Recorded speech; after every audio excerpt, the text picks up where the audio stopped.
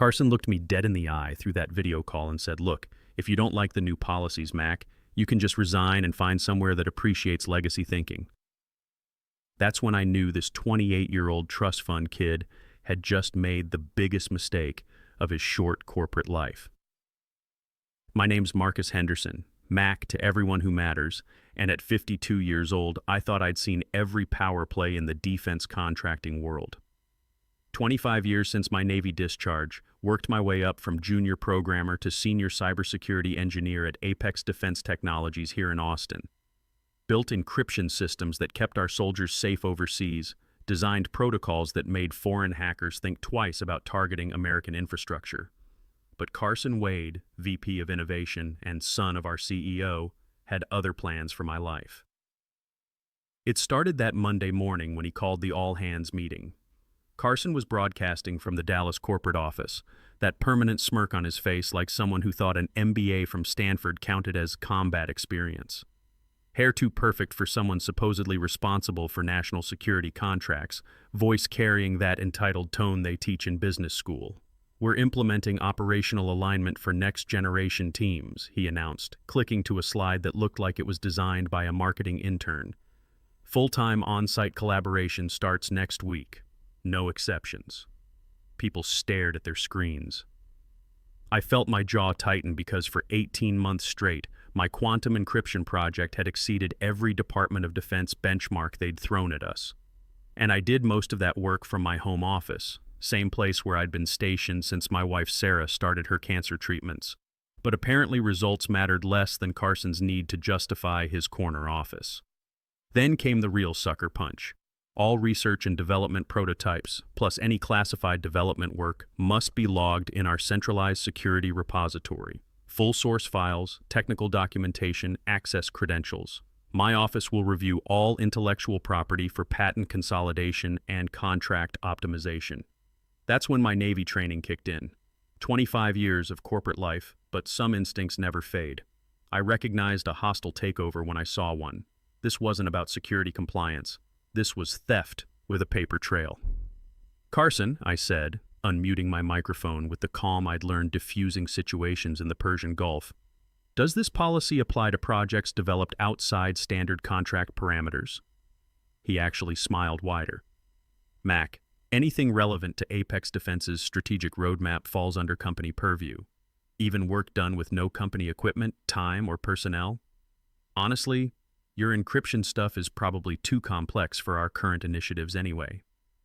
He leaned back in his chair like he was explaining basic math to a child. "Once it's integrated into our systems, it becomes company property. That's how defense contracting works." The conference call went silent. Even Tommy, my 24-year-old mentee who still asks me how to configure SSL certificates, stopped typing. Carson had just admitted, on a recorded company call, that he planned to steal independent work and claim it as corporate property. "And me?" I smiled back at that camera. "Thanks for clarifying the exit strategy, Carson." I closed my laptop, unplugged my secure terminal, and stood up from my desk. 25 years of corporate politics had taught me when to fight and when to execute a strategic withdrawal. This was definitely execution time. I walked out of that building like I was heading to the hardware store for weekend supplies. No drama, no shouting, just a cardboard box in my arms and the 1,000-yard stare I'd perfected during my military service. Colleagues whispered as I passed. Tommy caught up to me at the elevator, his face pale like someone processing a system failure. "Mac, what's happening? Where are you going?" I looked at him steadily. "Stay, observe, document everything." The elevator doors closed before he could respond. Outside, Austin's October heat hit me like a wall, but I felt cooler than I had in months. I loaded my personal items into my F-150's toolbox, right next to a pre-sealed envelope I'd prepared weeks ago. The address label read, Colonel Sam Bull Hartwell, Department of Defense Inspector General's Office. Inside that envelope wasn't a resignation letter. It was documentation proving that the next-generation quantum encryption protocol Carson's team was preparing for the Air Force contract belonged to me. Not morally, not theoretically, but legally and federally mine. See, I'd been building it for the past 11 months, entirely outside my Apex Defense contract scope. Nights, weekends, my own hardware, my own funding. Every line of code time-stamped and witnessed, every development milestone documented with the precision they'd taught me in the Navy. Carson thought he could intimidate me into surrender, that I'd slink away like a good little employee with bruised feelings and half-finished LinkedIn updates. But Carson had never served in the military. He'd never learned that the most dangerous enemy is the one who's had time to prepare for battle while you're still figuring out there's a war. I drove straight to the downtown post office and hand-delivered that envelope to Federal Mail. White, standard issue, sealed with the kind of attention to detail that had kept me alive in hostile waters and would now keep Carson awake at night. Then I called Kevin Reeves, my old college buddy who'd transitioned from JAG officer to intellectual property attorney. "Kevin, it's Mac. Time to activate the contingency plan." "Roger that. How bad did they step in it?" "Carson just claimed ownership of classified protocols on a recorded company call." Long pause. "Jesus, Mac. He really doesn't know who he's messing with, does he? Not yet, but he's about to get a federal education." 20 minutes later, I was sitting in Kevin's office while he reviewed documentation that would make Pentagon lawyers proud. Development logs, witness statements, federal filing confirmations, all proving my encryption protocols existed months before Carson ever knew they were possible. "Mac," Kevin said, setting down the last folder, "this isn't just airtight. This is submarine-grade sealed. Good. Because Carson's about to discover that stealing from a Navy veteran with security clearance isn't a career move, it's a career-ending move." I smiled. That's the plan. The next morning, I didn't show up for work. Instead, I was sitting in a downtown diner at 6 a.m., sketching encryption algorithms on napkins while a waitress named Betty kept my coffee cup full without asking. This wasn't the first time I'd done this. The original concept for my quantum encryption protocol was born in this same booth 11 months ago, right next to a half-eaten stack of pancakes and the realization that Apex Defense was heading for a management disaster. I'd seen Carson coming long before he officially arrived. His daddy had been dropping hints about bringing fresh perspectives to legacy operations for months. Translation: some Stanford MBA kid was going to parachute in and start fixing things that weren't broken. So I'd started preparing.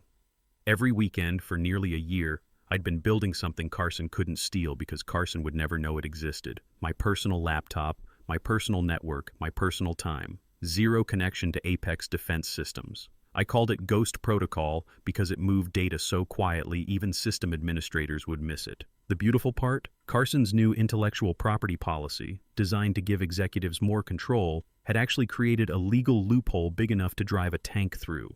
In his rush to consolidate power, he'd specifically exempted employee-developed technology created without company resources during non-contracted hours. He probably thought that clause was meaningless. After all, who develops military-grade encryption in their spare time? A Navy veteran with 25 years of experience and a sick wife who needs insurance coverage. That's who. My phone buzzed with a text from Tommy. "Carson's asking where you are. What should I tell him?" I typed back, "Tell him I'm consulting federal documentation." 20 minutes later, Kevin Reeves walked into the diner looking like a man who'd just reviewed evidence in a war crimes trial.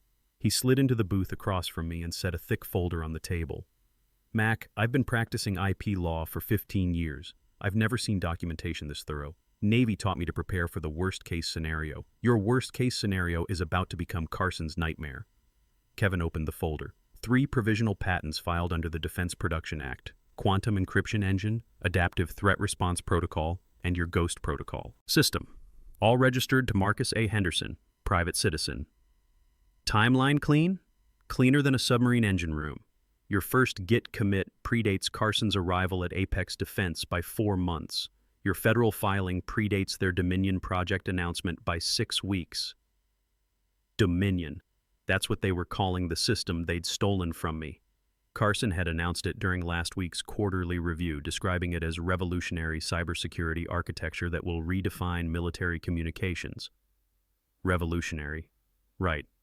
Like calling a stolen car innovative transportation. Kevin, what happens when they try to demonstrate Dominion publicly?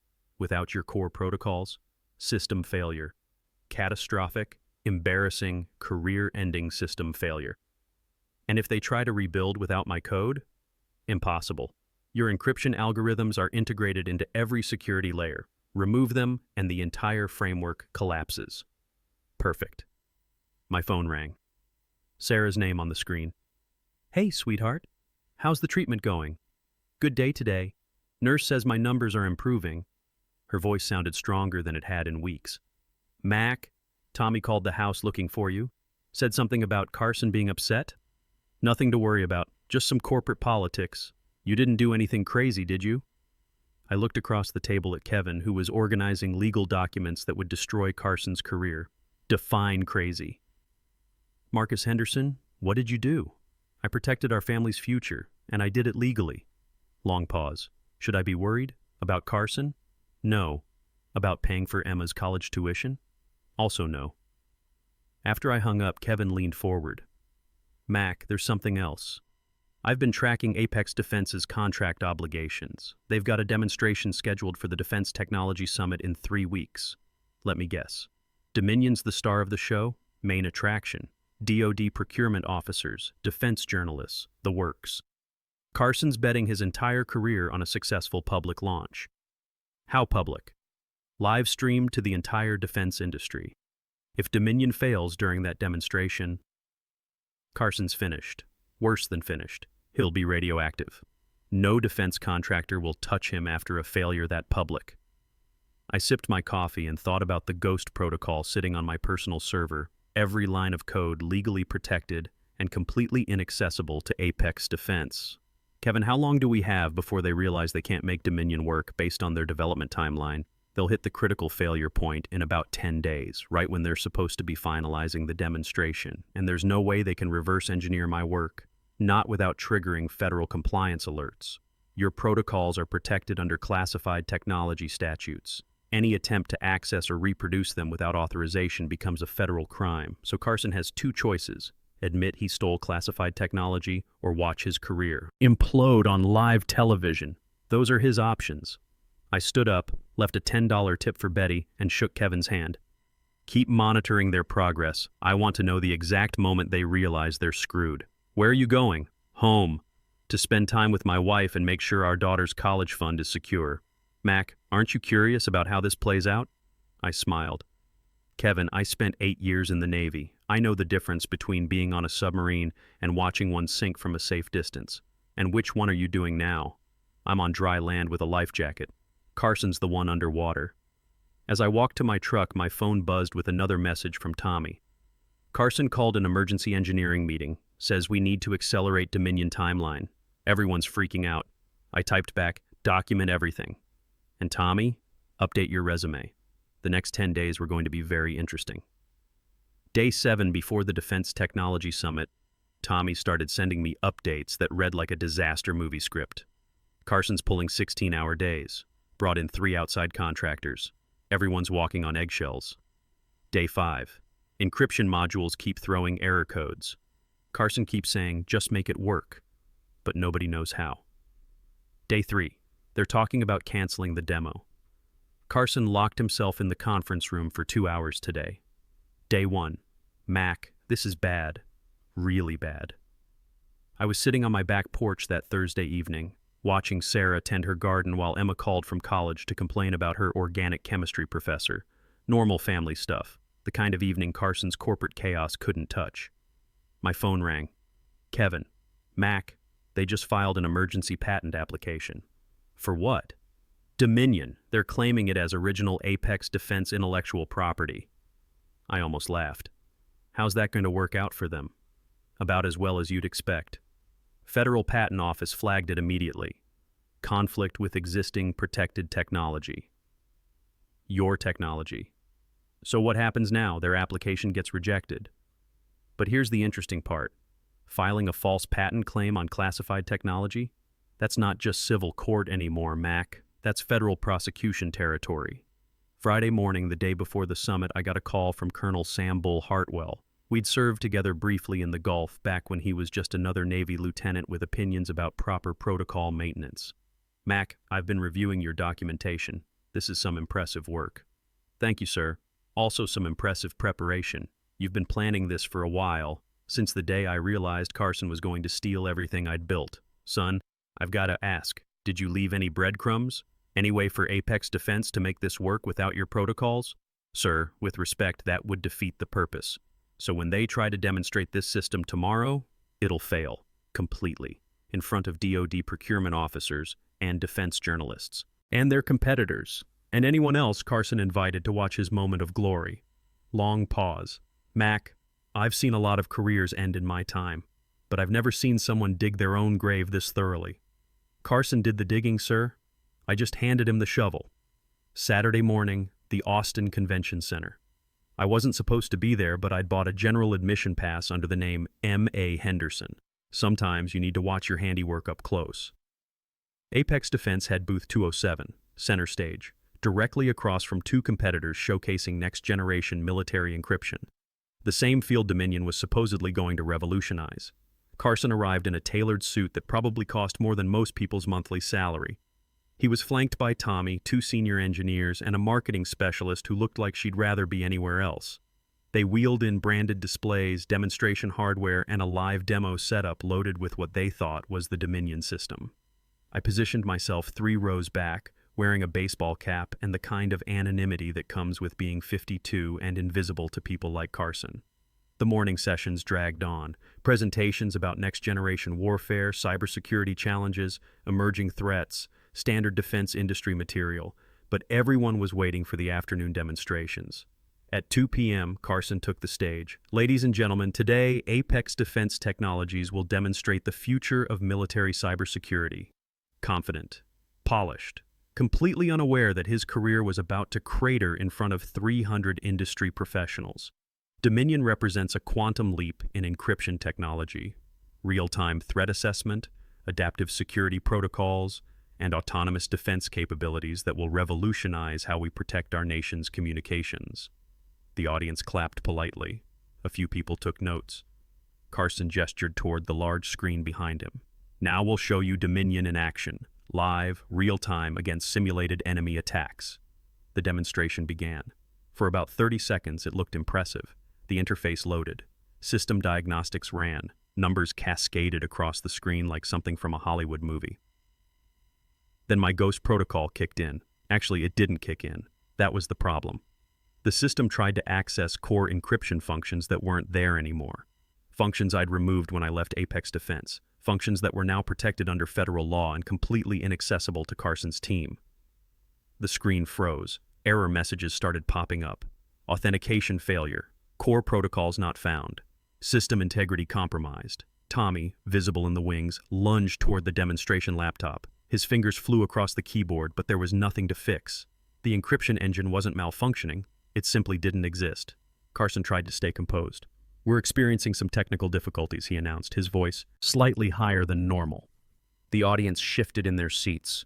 A few people checked their phones. Someone in the press section started typing rapidly. Then the backup systems failed, because there were no backup systems, just empty code shells where my protocols used to live. "Authentication error," announced the system's computerized voice, loud enough for the entire auditorium to hear, unable to locate security parameters. Carson's face went pale. He looked toward Tommy, who was shaking his head frantically. Looked toward the senior engineers, who were staring at their laptops like the screens might spontaneously generate missing code. "I'm sorry," Carson said finally. "We'll need to postpone this demonstration." Scattered, uncomfortable applause, the kind you hear at Little League games when a kid strikes out badly. But the real show was just beginning. As Carson walked off the stage, a man in dress blues approached the Apex Defense booth, Colonel Hartwell carrying a manila envelope that contained everything Carson didn't know he didn't know. "Mr. Wade, Colonel Sam Hartwell, DoD Inspector General's office. We need to talk." Carson's expression shifted from embarrassment to confusion to the beginning of genuine fear. "Is there somewhere private we can discuss your company's intellectual property claims?" That's when Carson realized this wasn't just a failed demonstration. This was the beginning of the end. The conference room at the Austin Convention Center was small, windowless, and about to become the location where Carson Wade's career died a very public death. I couldn't hear the conversation, but I didn't need to. I could see everything through the glass partition. Colonel Hartwell spreading documents across the table, Carson's face shifting from confusion to denial to the pale realization that he'd stepped into something far bigger than a failed product demo. 20 minutes later, Carson emerged looking like a man who'd just received terminal diagnosis from his doctor. Colonel Hartwell followed, carried himself with the bearing of someone who'd just completed an unpleasant but necessary duty. Tommy intercepted Carson near the booth. I was close enough to catch fragments of their conversation. "Sir, what did he want? Get everyone packed up, now!" "The demonstration equipment? Leave it. We're done here." Within an hour, the Apex Defense booth was empty. Carson and his team disappeared like smoke, leaving behind branded banners and a demonstration rig that would never run Dominion again. My phone buzzed. Text from Kevin. "Federal warrant executed at Apex Defense headquarters 30 minutes ago. FBI seized all servers related to Dominion project." I smiled and headed for the parking garage. 3 days later, the news broke. Austin Business Journal ran the headline, "Defense contractor under federal investigation for IP theft." The article was brief but devastating. Anonymous sources confirmed that Apex Defense Technologies was being investigated for unauthorized use of classified encryption technology. The company's security clearances were under review. Several major contracts had been suspended pending investigation. Carson's name appeared in paragraph 3, VP of Innovation. Carson Wade could not be reached for comment. Could not be reached. In corporate speak, that meant he'd been disappeared. No forwarding address, no transition period, just gone. Tommy called me that afternoon. "Mac, can we meet? I need advice." We met at the same diner where Kevin and I had planned Carson's downfall. Tommy looked like he'd aged 5 years in 3 days. "Carson's gone," he said without preamble. "Security cleared out his office yesterday. HR says he's pursuing other opportunities." "What about the rest of the team?" "Scattered. Half the engineering department got laid off. The other half got reassigned to maintenance projects." Tommy stirred his coffee absently. "Mac, can I ask you something?" "Shoot. Did you know this was going to happen?" I looked at him across the table. Good kid, smart, hardworking, deserved better than to get caught in Carson's blast radius. "Tommy, what do you think?" "I think Carson messed with the wrong guy." "And what are you going to do with that information?" "Keep my mouth shut and update my resume." Smart kid. 6 weeks later, I was walking into Blackwater Dynamics headquarters in San Antonio, wearing a badge that read Marcus A. Henderson, Chief Security Officer. The building was all reinforced glass and clean angles, designed to look like the future of defense technology. Blackwater hadn't just wanted my encryption protocols. They wanted my methodology, my experience, my 25-year track record of building systems that kept Americans safe. They offered me my own security clearance level, a team of 12 hand-picked engineers, and a compensation package that made Sarah laugh when I told her the numbers. "That's more than we've made in the past 3 years combined," she said. Her latest cancer screening had come back clean. The treatment was working. It's enough to cover Emma's graduate school, too. "What about Carson? Ever hear what happened to him?" I pulled up the LinkedIn notification I'd received that morning. He's selling insurance in Plano. Profile says former technology executive seeking new challenges in customer relations. From VP of Innovation to insurance salesman. That's quite a fall. He chose his own landing. My first week at Blackwater, I implemented new intellectual property protection protocols. Every engineer got training on federal compliance requirements. Every project got triple documentation.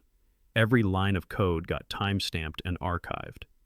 "Why so thorough?" asked Dr. Rebecca Martinez, Blackwater's Chief Technology Officer. "Because I've seen what happens when people try to steal what doesn't belong to them. The Apex Defense situation, among others." She nodded. "We heard about that. Word is someone really did their homework. Preparation beats improvisation every time.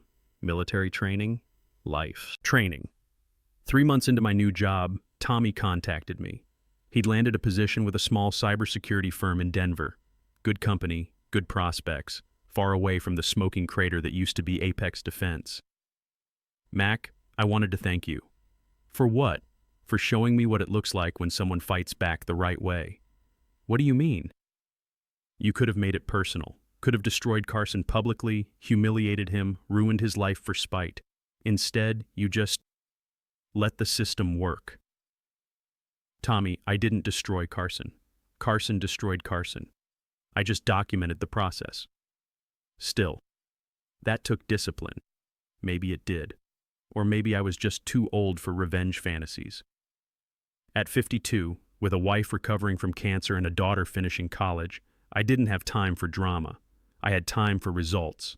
And the results spoke for themselves. Carson was gone, my family was secure, and my ghost protocol was now classified at the highest levels of government security. The Pentagon wanted 3 more versions. Emma's tuition was covered through graduate school. Sarah's medical bills were handled through executive health coverage. Every morning when I walk into Blackwater Dynamics, past the American flag and the photos of real heroes, I remember that moment when Carson told me to resign. Best career advice I ever received. Sometimes the best revenge isn't getting even, it's getting ahead. Thanks for listening, corporate warriors. Remember, document everything, trust nobody, and always have an exit strategy. Unless you're my old boss, then you're on your own.